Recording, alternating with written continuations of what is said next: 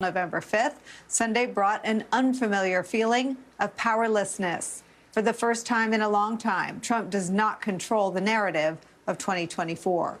Meanwhile, endorsements for Vice President Harris from Democrats continue to roll in, including from Speaker Emeritus Nancy Pelosi, bringing Harris's total number of endorsements to nearly 150 members of Congress, 40 senators.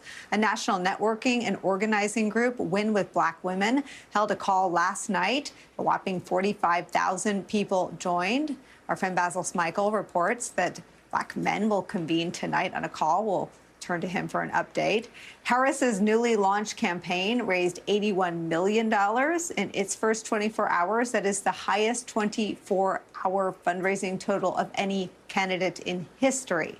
Vice President Harris is right now greeting staff at campaign headquarters in Wilmington. She's expected to make remarks this hour. We'll bring them to you in their entirety as soon as they get underway.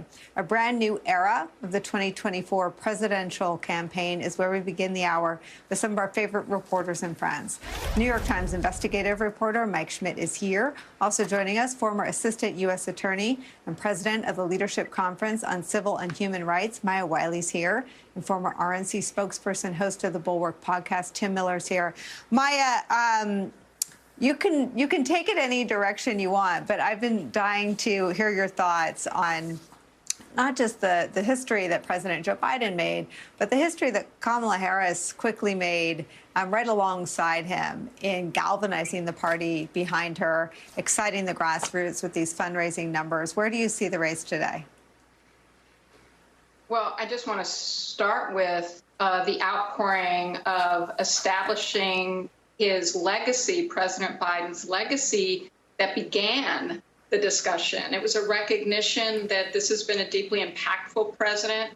Leadership Conference on Civil and Human Rights, we put out a statement cataloging the amazing amount of work that has been done that is for democracy, for every single person in this country, that this administration has accomplished for all its people under some pretty daunting circumstances. And I think it's important to recognize that even that process of recognition, of gratitude, is as much a part of the story then we fast forward to Kamala Harris. But I just say that because at a party that was being, obviously appearing and being very divided in the lead up to this, what we have seen is the role that a powerful player who has extensive experience on all of the victories of this current administration, but also on all the principles that go directly to what we have to do to ensure that we're protecting democracy and taking care of all of our people, that we've seen this tremendous outpouring of unity.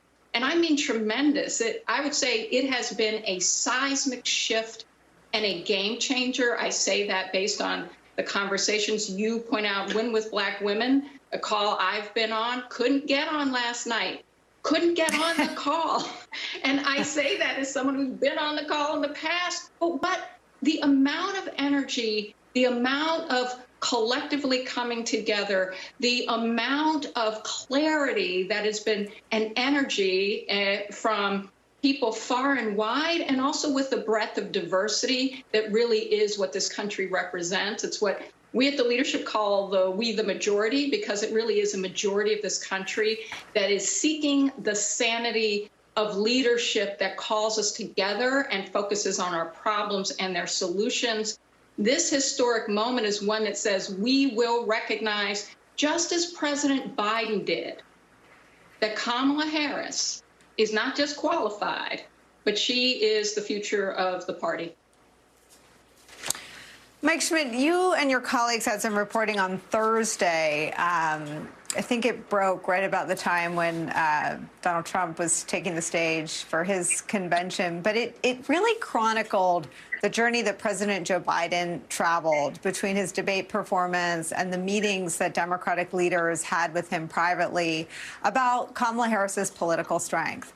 And that in the performances she turned in those 3 weeks on the campaign trail, and I don't know if there was data that he saw, but just talk about how he became completely convinced, not just of her ability to be president on day one, which I think is something he always stated, but of her ability to defeat Donald Trump.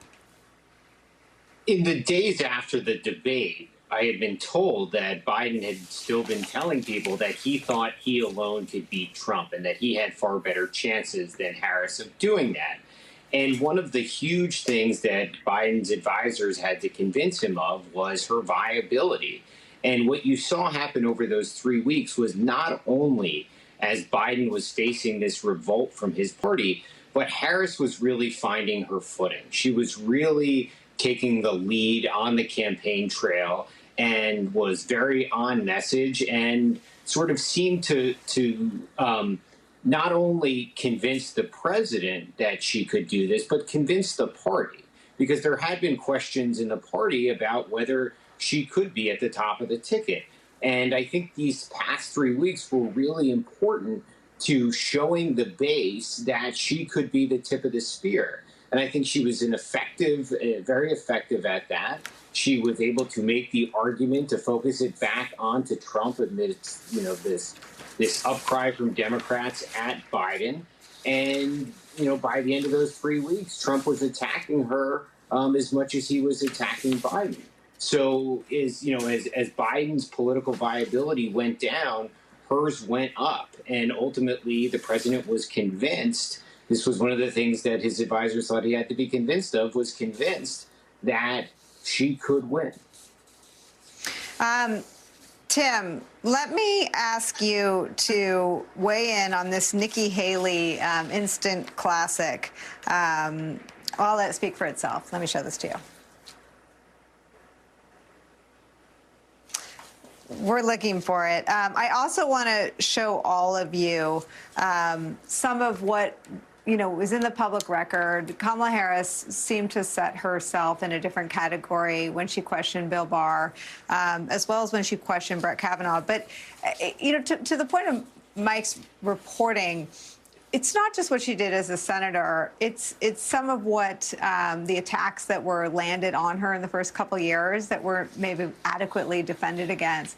And people hadn't really seen her on the trail. The performances she turned in the days after the debate, I think she was the first surrogate to go on TV with a spirited and obviously heartfelt defense of Joe Biden and turn it around and not tell people they hadn't seen what they thought they'd seen. But she said, I'm not going to let 90 minutes shape a conversation about the last 3.5 years. I mean, there's being an excellent surrogate, and then there's putting a campaign on your back and carrying it for a few weeks while this messy process works itself out. Your thoughts, not just on the last 3.5 weeks, but the last 24 hours of a surge in enthusiasm and support and money for Kamala Harris.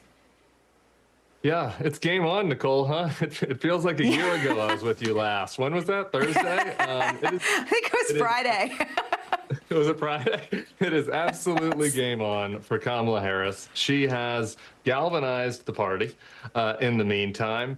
And she's done it by demonstrating that she is up for this. I go back to during that 3-week period, she was down here in New Orleans at Essence Fest, and she delivered the most compelling contrast with Donald Trump, with the Project 2025 agenda, with his threats to democracy and his threats to women's freedom that we've seen from the ticket all year. She really demonstrated not only that she was up for this campaign, and obviously the former president had already said that she was up for the job of president, but that she was up for taking on Trump in a way that was absolutely needed. And I think that period of time, that 3 weeks where she was out there doing the work, is a big part of the reason why people galvanized around her so quickly. And we don't need to dwell on the past, right? But there were all these worries during that 3-week period, right? That if there was a transition to the vice president, that there would be chaos, that the Republican boogeymen disorient Democrats by filing these lawsuits against them. And it's like, none of that's happened. It's the Republicans that are disoriented. The Republicans are now lost. They don't have a strong message against Kamala. All the core messages that they've had for this whole campaign don't apply to the vice president. And so they're out there today just throwing stuff against the wall, hoping something sticks. Some guys are talking about plastic straws. Trump's still attacking Biden. Trump's campaign manager was out there saying that there's a conspiracy about Biden's COVID. They are in total disarray. and you see this momentum lining up behind the vice president. And so all of those concerns about what might happen in this handoff, I think, have proven to be unfounded, and she's on steady turf. Now, obviously, there's a long campaign ahead. There are many days ahead, but today, I think she starts in a really good place. Mike, to your reporting about her political strength, let me show you what Nikki Haley had to say. Most Americans do not want a rematch between Biden and Trump. The first party to retire its 80-year-old candidate is going to be the party that wins this election. I would expect that video will find its way into the living rooms of many swing voters in many swing states and many swing counties. This is sort of the stated political reality from 24 hours ago that the Trump campaign has to recalibrate to now. Yeah, and look, by this, I think I've been a little surprised by how much the Democrats have fallen into line behind Harris. And not only has that helped them in sort of getting their footing as they try and position themselves here against Trump, but it has also distracted and taken, the attention away from the past 3 weeks, which was a really ugly, story that played out. I mean, this was, for either weeks or months or years, the president's aides had been working to conceal this from the public. It burst out into the public in a very dramatic way. The president faced a revolt from his own party. And basically, when pretty much every elected leader, except for the top leadership of the party, was screaming for him to get out, he finally gave in. And people are not talking about that story today. They're much more focused on Harris's viability as a candidate and the amount of money that has been brought in the past day and what this means for positioning the party and Harris against Trump. But there are still a lot of questions that we really don't have answers to about how we got to this point. How was it that Biden ended up, in the shape that he was in coming into that debate? And, what really went on over the past 3 weeks that drove the president to make this extraordinary decision that he made, even as he was insisting that he was going to stay in and going out there on, these different public, talks and such, or press conferences, and trying to show the American people that he could still do this. And that was, for many Democrats, most Democrats, a pretty ugly thing to watch. And they have seemed to have been able to turn the page here pretty quickly. Maya, maybe it takes sort of ex-Republicans to find what Mike just described as glorious and functional. I mean, the alternative is Republicans who privately were disgusted by lining up behind a candidate who brags about grabbing women between their legs, which is still Donald Trump's position. In a deposition, his position today as a Republican standard bearer is that you can grab women between the legs because when you're famous, that's what they've done for, quote, a million years. That's his position now. And all the Republicans who've fallen in line behind him, doing something that wasn't public and wasn't painful, have done something that represents absolute rot at the core of the party. And what the Democrats did, I think, is everything Mike said. It was painful. It leads to more questions. The vice president, now most likely presumptive Democratic nominee, will have to field those questions. But I think it is far preferable. And some of that sort of publicly agonizing process